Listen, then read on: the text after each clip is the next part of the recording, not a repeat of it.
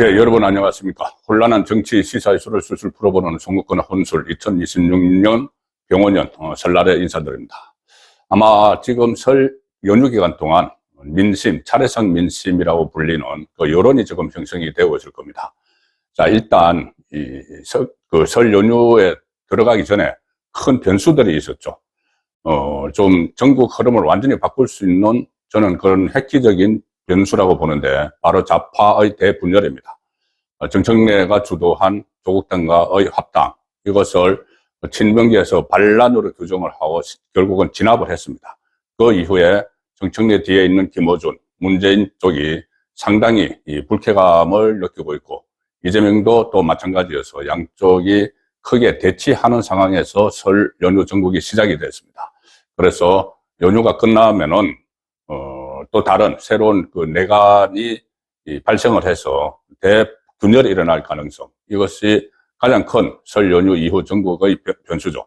그리고 또 하나 있습니다. 연휴 끝나면 바로 모레 오후 3시에 윤석열 전 대통령에 대한 1심 선고가 나옵니다. 1심 선고가 만에 하나 이 무죄, 그러니까는 이 계엄이 내란은 아니다, 이런 무죄가 나오면은 전국 완전히 뒤집어지죠. 자, 그 변수는 좀 기다려 봐야 되는 것이고, 어쨌든 그 윤석열 전 대통령 재판 변수를 일단 논외로 치고, 설 전국 이후에, 설 연휴 이후에 일어날 전국을 한번 전망을 해보도록 하겠습니다. 저는 3명이 큰 역할을 해서 이재명이 3대 악재에 빠질 수 있다. 설 연휴 끝나고 나면 새로 시작되는 전국에서. 뭐냐 하면은 3대 악재라는 것이 이재명이 가장 근본적으로 안고 있는 문제점이죠. 시한폭탄 같은 것들이 있는데, 그런 부분도 있고, 또 새로 조성된 이번 설 연휴가 시작되기 전에 좌파 대균열, 여기에 대해서 또 위기가 닥칠 부분도 있습니다. 그래서 3대 악재, 어떻게 보면 3재가 밀어 닥칠 것이다는 생각을 할 수도 있습니다. 그 전에는 이재명 정권의 폭정을 견제하기 위해서 여러 가지 시도도 있었고, 또 구호도 있었죠. 뭐 재판을 재개해야 된다. 또 일부에서는 뭐 탄핵 이야기까지 나오고 했는데, 아무래도 국민의 힘만으로는 역부족이었습니다. 일부에서는 뭐 계란으로 바위치기다, 이런 말까지 나왔죠.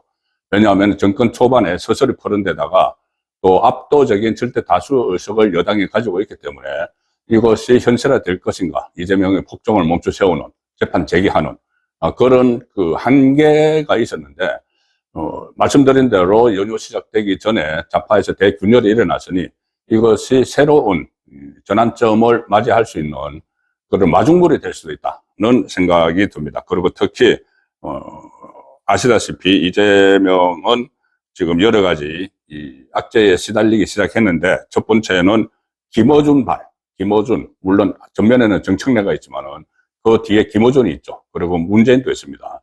어쨌든 김어준이 지금 적극적으로 스피커 역할을 하기 시작을 했습니다. 그래서 탄핵 이야기, 이재명 탄핵 이야기가 김어준의 딴지일보 홈페이지에서부터 나오기 시작을 하고 있습니다.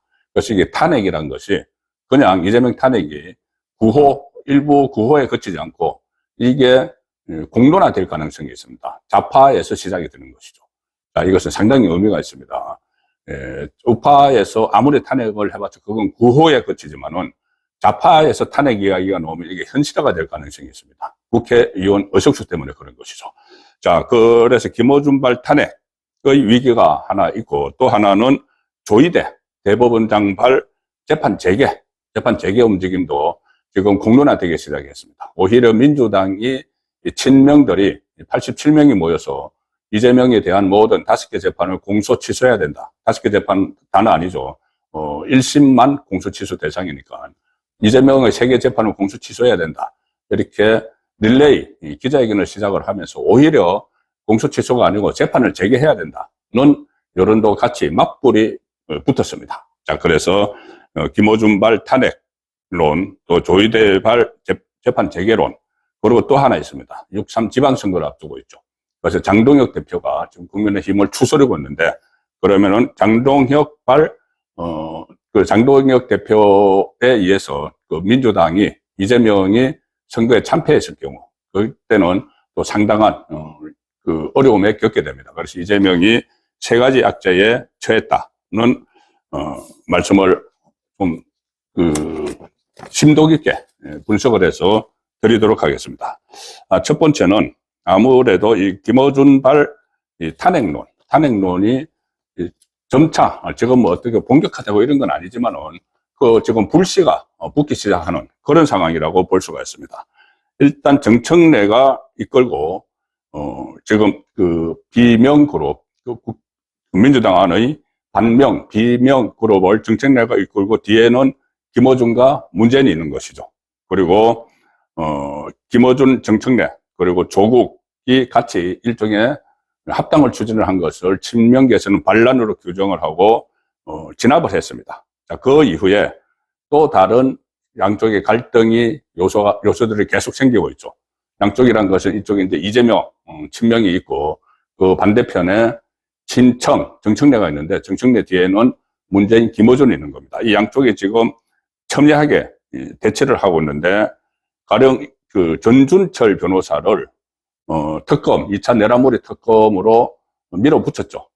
정청래 밑에 있는 이성윤 그리고 김어준도 전준철 변호사의 2차 내란몰이 특검을 추천을 했는데 민주당이 추천을 한 전준철을 임명하지 않고 이재명이 조국당이 오히려 추천한 사람을 특검으로 추천을 해서 여기에 대해서 또 부글부글 하고 있습니다.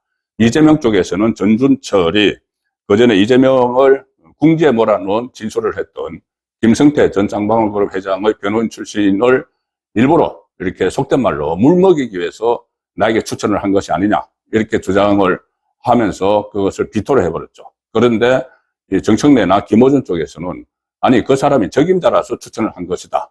왜 스스로 이렇게 자라보고 놀란 가슴 소뚜껑 보고 놀라듯이 그렇게 하느냐 하고 또 반발을 하고 있습니다. 그래서 이 전준철 변호사 부분도 이 양쪽 갈등의 하나의 소재가 됐고 이것이 지금은 잠복했지만은 근저에 지금 다 쌓이고 있는 거죠. 자, 이런 갈등들로 인해서 양쪽이 설 연휴 전에 첨예하게 대치를 했는데 자, 설 연휴가 끝나면은 바로 두 곳에서 정면으로 맞붙을 수밖에 없습니다. 하나는 바로 지방선거 공천권이죠.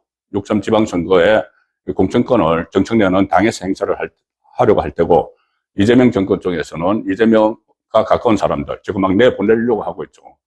강원시건 통합 충청특별시 시장 이런 식으로 여러 가지 서울시장이나 아니면은 경기도지사에도 또 이재명의 측근들을 내보내려고 하고 가령 국회의원 재보궐선거에도 이재명의 지역구였던 인천 계양을에는 김남준 대변인 이재명의 핵심 측근을 내보내려고 하는데 정청래 쪽에서 그것을 공천을 안 주고 다른 사람은 공천을 주려고 하겠죠. 그러면은 공천권을 놓고 대충돌이 벌어질 수밖에 없습니다. 다시.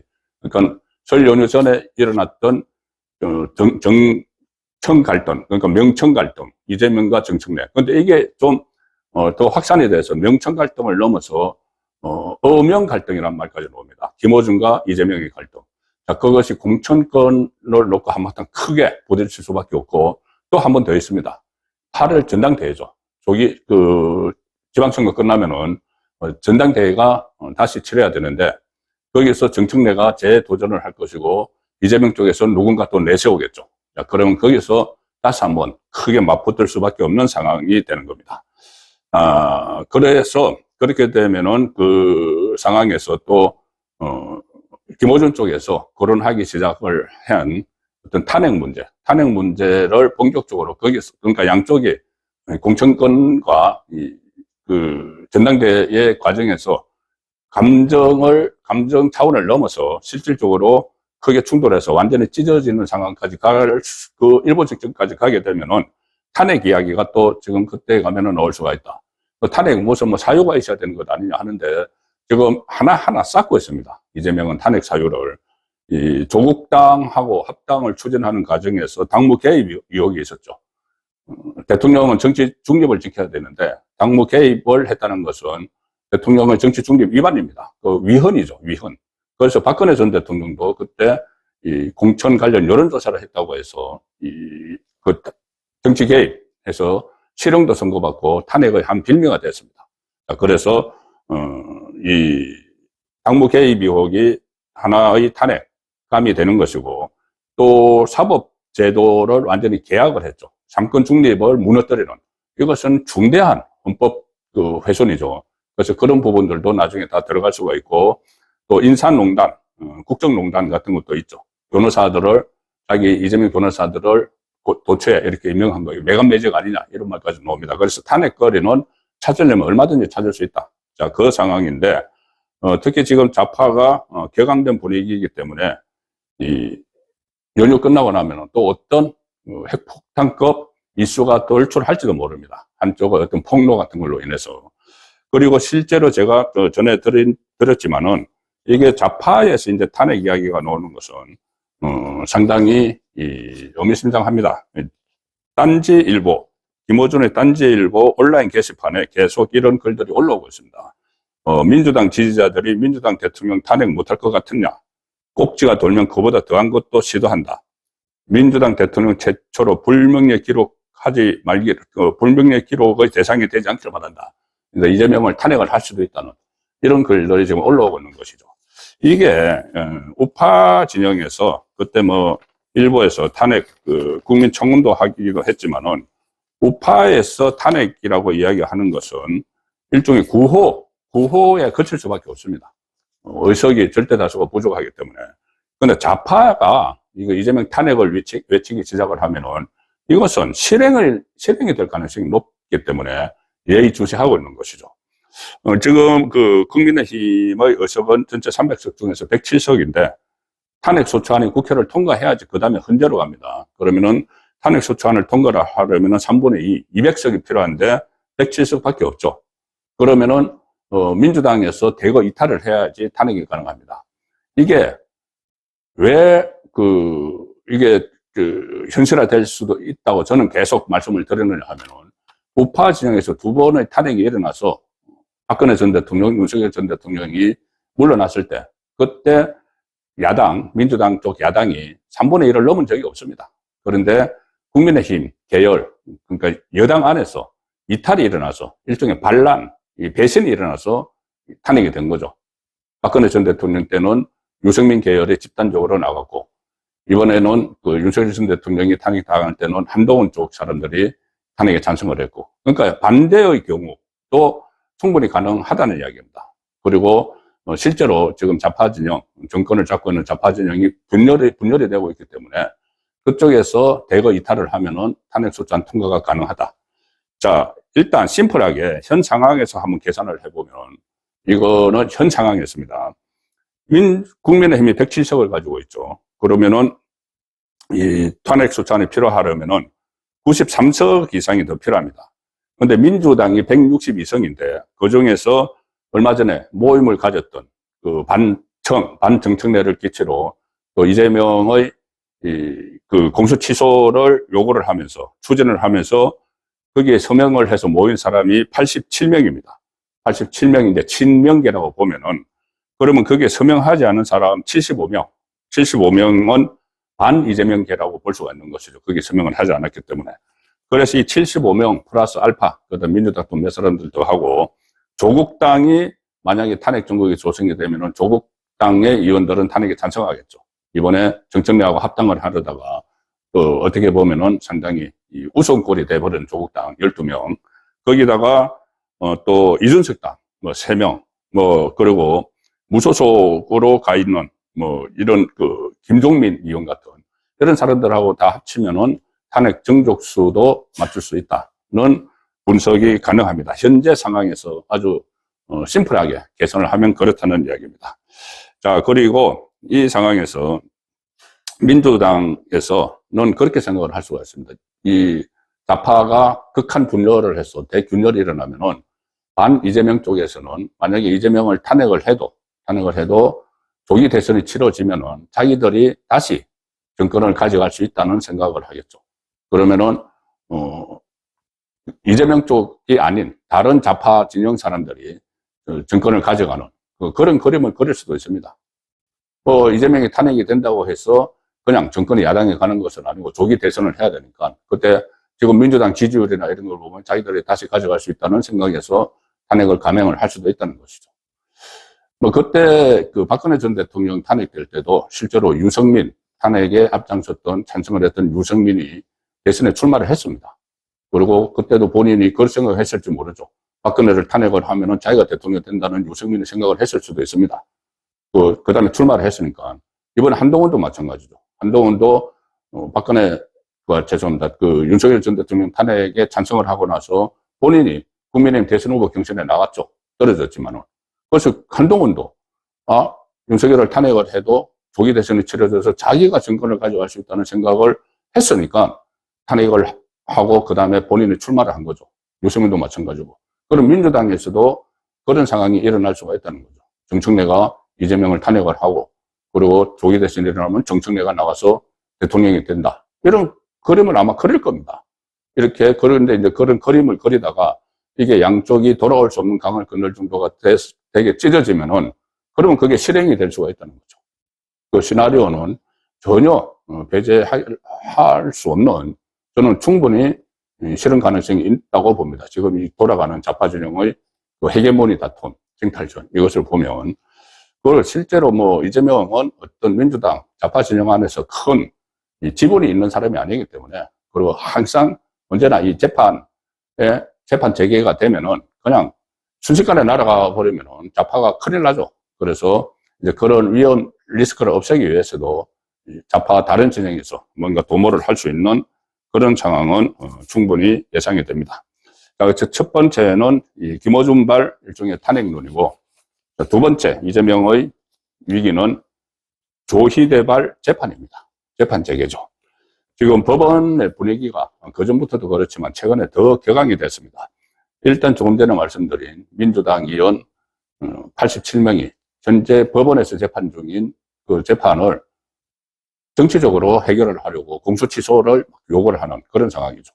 그리고 최근에 이재명의 핵심 척건인 김용이 지금 대법원 판결 앞두고 1심, 2심에서 징역 5년을 선고를 받고 뭐 뇌물죄도 있고 정치자금법도 있는데 그런데 보석으로 지금 나와 있는 상황에서 마치 대법원을 조롱하듯이 이 북콘서트를 여는 그런 어처구니 없는 대법원이 모욕을 느낄 만한 거죠. 그리고 민주당 의원들이 대법원을 향해서 김용을 무죄 취지 파기환송하라 이렇게 집단적으로 요구하는 이 상황은 이 법원들의 자긍심을 건드리기에 충분합니다. 거기다가 얼마 전에 이 대법원에서 반대 성명까지 냈던 대법관 정원, 또 재판 소원제, 법 왜곡죄 이것을 전부 다 법사위에서 막 처리를 하거나 이제 이번 달 말까지 본회의 다 처리하겠다고 지금 하고 있죠. 이것은 조희대 대법원장이 강하게 반대를 했던 법안들입니다. 얼마 전에 출근길에서 뭐 사심제나 다름없는 재판소원제 여기에 대해서는 국민에게 엄청난 피해가 간 법안이다 이렇게 하고 법원 행정처에서도 계속 반대 입장을 표명을 했는데 이걸 지금 거의 다 이제 완성을 해가는 단계에 와 있죠. 자, 그래서 법원의 분위기가 격앙이 돼 있고 또 제가 계속 말씀드렸지만은 법관 인사가 인사 발표는 있었고 이제 임지에 가서 각 지방법원별로 새로운 부임제가 결정이 됐습니다. 가령 뭐 이 지기현 판사도 모레 선고를 하고 나면 23일 날 서울 북부지방법원으로 가죠.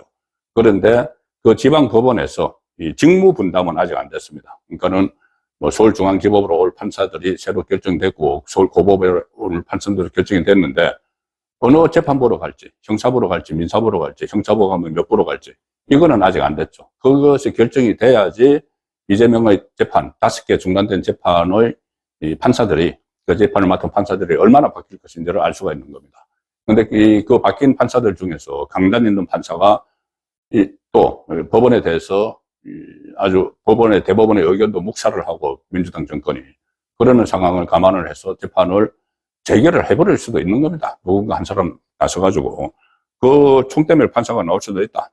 그래서 그 부분도 지금 지켜봐야 되는 상황인데 여기다가 이제 국민의힘도 물론 구호에 그칠 수밖에 없지만은 그런데 나중에 친명계를